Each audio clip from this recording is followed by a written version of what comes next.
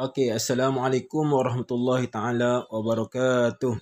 Okey, sekarang kita akan bincang soalan yang kamu buat ni. Okey, soalan SBP tahun 2020 percubaan. Okey. Rajah 2.1 menunjukkan susunan nadas bagi nak menentukan takat lebur, takat didih bagi sesuatu bahan, iaitu di sini adalah suhu naftalina. Okey, kalau perhatikan naftalina gambar rajah ni, okey.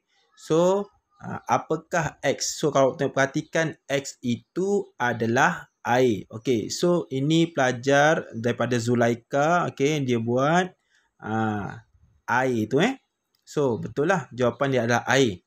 Okey, apakah yang berlaku kepada suhu naftalina apabila ia sedang melebur? Okey, so ketika ini jawapan kamu buat ni tiada peningkatan suhu yang berlaku. Okey, tiada peningkatan suhu yang berlaku ni apa maksud dia? Jawapannya adalah maksudnya suhu tu malar. Okey, kalau jawapan lain, kalau pelajar tu menjawab suhu malar, kira sudah betul. Okey, sebab apa? Sebab dia kata tiada peningkatan suhu yang berlaku. Kira betul lah tu. Benda yang sama, suhu malar, suhu seragam, itu maksud dia. Okey, nyatakan alasan bagi jawapan anda. Kenapa berlakunya tiada peningkatan suhu malar, suhu seragam? Kenapa? Sebab ada haba yang diserap digunakan untuk mengatasi daya tarikan antara zarah. Okey, pepejal bertukar menjadi cecair. Betul tu? Okey, maksudnya ketika haba yang diserap. So, ketika ini kita panggil dia, istilah dia sebagai haba pendam. Okey, dalam fizik kita panggil dia haba pendam. Apa itu haba pendam? Haba pendam ni maksudnya kita pendam. Serap. Kalau orang kata kat kita, kita tenang. Okey, kita buat macam tak tahu. Okey? Boleh? Okey, so kita pendam. Padahal orang tu mengata kita, mencaci kita, kita pendam. Okey, so kita pendam. Sama juga kes ini. Haba tu tetap ada. Suhu meningkat. Okey? Suhu malar. Okey. Tapi haba tetap sama. Suhu malar. Ketika tu suhu malar. Tetapi haba tu masuk. Tujuan tu apa? Diserap untuk putuskan. Untuk nak mengatasi daya tarikan antara zarah-zarah. Ketika apa? Pepejal bertukar menjadi cecair. Okey. Boleh? Okey. Seterusnya. Dalam soalan. Kalau perhatikan dalam soalan, dia kata apa? Eksperimen ini diulang dengan menggantikan naftalina dengan pepejal natrium nitrat. Natrium nitrat mempunyai takat lebur 169.69 darjah Celsius. Selepas dipanaskan beberapa minit, pepejal amonium nitrat tidak melebur. Dia kata tidak melebur. Okey, apakah jenis zarah dalam amonium nitrat? Okey, untuk pengetahuan kamu, amonium nitrat ini adalah sebatian ion. Okey, tetapi soalan tanya jenis zarah. Okey, jenis zarah awak kena ingat ada 3 tu. Jenis zarah. Okey, awak ingat Ame, Ima, Mia. Ikutlah, iaitu molekul, ion, atom. Tu kalau Mia. Ame, A-M-I, atom, molekul, ion. Ingat, jenis zarah. Ataupun Ima, ion, molekul, atom. Boleh. So, itu. Boleh. So, jenis zarah. Ingat, 3 huruf ni. Ame ke, Ima ke, Mia ke, itu adalah jenis zarah. Okey, ada jawapan daripada pelajar kawan-kawan yang lain. Dia tulis jawapannya sebatian ion. Salah. Bila awak jawab sebatian ion, salah. Sebab dia tanya jenis zarah. Okey? Dia tanya jenis zarah. Bukan sebatian. memang ada perkataan ion, tetapi ada perkataan sebatian di depan, maka jawapan kamu salah. Tolong take note. Okey, boleh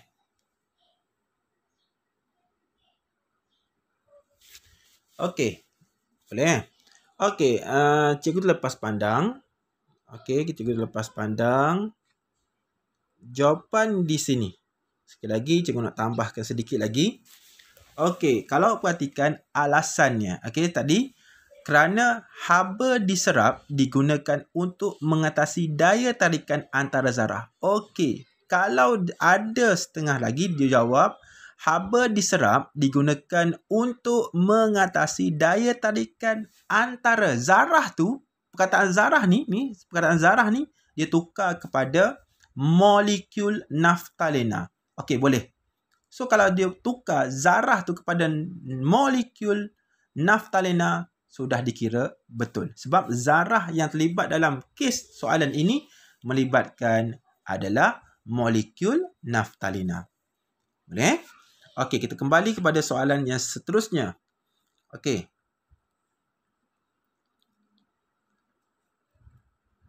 Soalan seterusnya. Cadangkan satu cara untuk mengubah eksperimen ini bagi mendapatkan takat lebur amonium nitrat tanpa menukarkan alat radas. Maksudnya, radas yang kita gunakan tu bika, air, bahan X tu. Semua kita tu.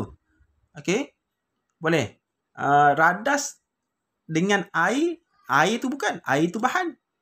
Radas ni kena faham lah. Radas dalam makmal tu. Termometer, bika, lepas tu penurun Bunsen, apa semua tu. Tetapi dalam kes untuk eksperimen ini, bahan X itulah yang perlu kita gantikan. Apa dia tu bahan X? Tadi kita tahu dah bahan X itu adalah air. Maka kita gantikan bahan X itu dengan minyak. Okey, kita gantikan dengan minyak. So, jawapan di sini adalah minyak. Okey, minyak.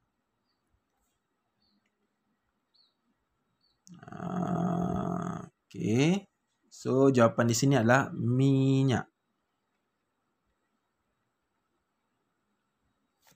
Okey, jawapannya adalah minyak.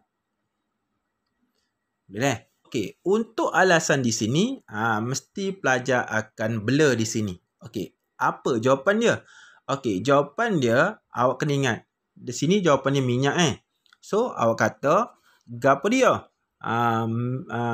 Takat didih bagi minyak lebih tinggi. Okey, berbanding dengan takat lebur. Okey, cikgu buat short form situlah. T tu. Okey, T tu takat lebur lah. Takat lebur apa? Takat lebur amonium nitrat. Okey. Boleh dah? So, maksudnya takat didih. Tolong hati-hati. Takat didih bagi minyak lebih tinggi berbanding takat lebur amonium nitrat. Maksudnya, amonium nitrat tu, dia mudah lebur. Okey, mudah lebur sebab dia takat lebur dia rendah. Okey, lebur. Takat lebur dia tu rendah dibandingkan dengan takat didih minyak. Minyak ni dia cepat. Maka dia akan mudah meleburkan amonium nitrat. Sebab itulah dalam kes B1 ni, soalan B ni, dia kata kalau kita gunakan air untuk nak meleburkan amonium nitrat, tidak boleh. Okey? Boleh. Seterusnya, untuk soalan C1. Untuk C1, ramai pelajar ada melakukan kesilapan. Okey, awak perhatikan. Susunan elektron ion X2+ ialah 288. Ini dia kata ion. Ion. Okey? Ion. Kalau awak perhatikan, dia kata ion. Bila ion, awak tengok charge dia adalah positif. Bila positif, maksudnya asalnya kemungkinan X itu menderma. Derma berapa? Atom X menderma 2 elektron. Sekali lagi.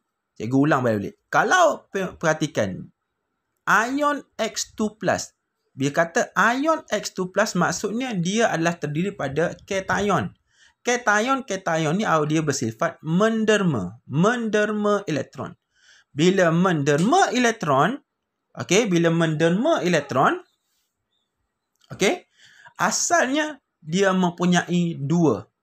2 tu ada. Maka kalau kita totalkan balik 288, maksudnya dia telah menjadi susunan dia asalnya adalah 2882. Maka susunan elektron bagi atom X asalnya adalah 2882. Okey. So, bila awak dah dapat detect susunan elektron bagi atom itu 2882, maka soalan minta lukiskan susunan elektron bagi atom X. Awak nampaklah.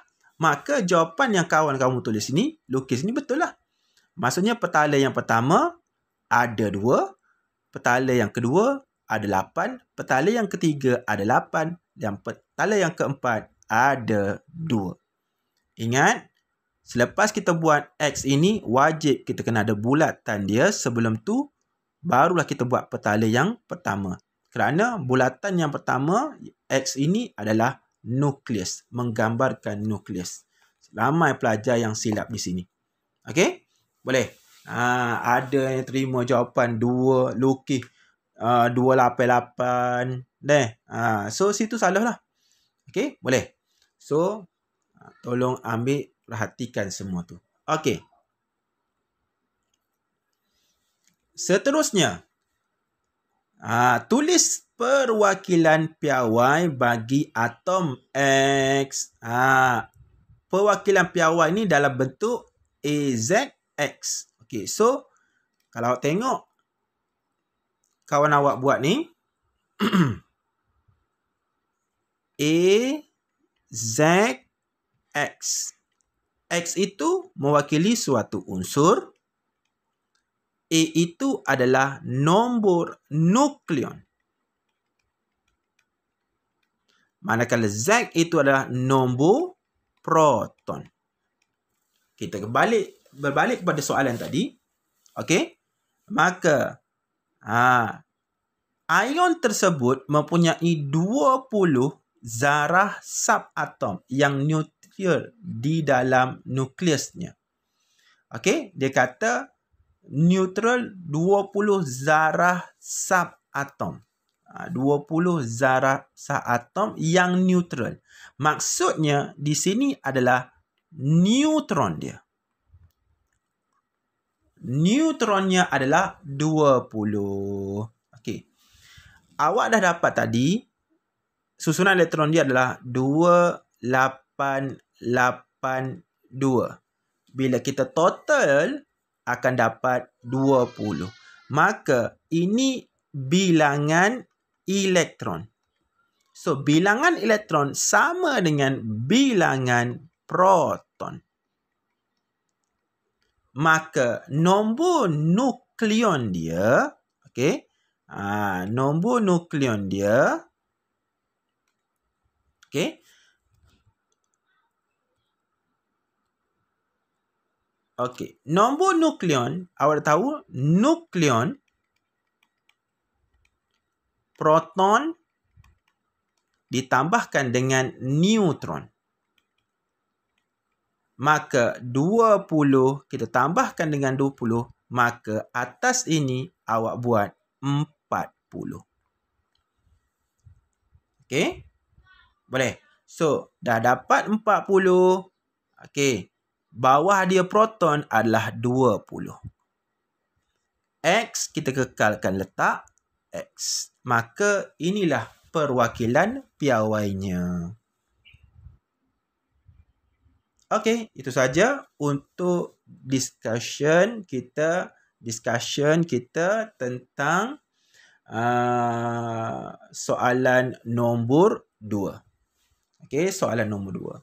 Kalau ada apa-apa masalah, tolong letak komen ataupun sebarang penambahbaikan, sila komenlah. Okey, itu saja. Terima kasih. Assalamualaikum warahmatullahi taala wabarakatuh.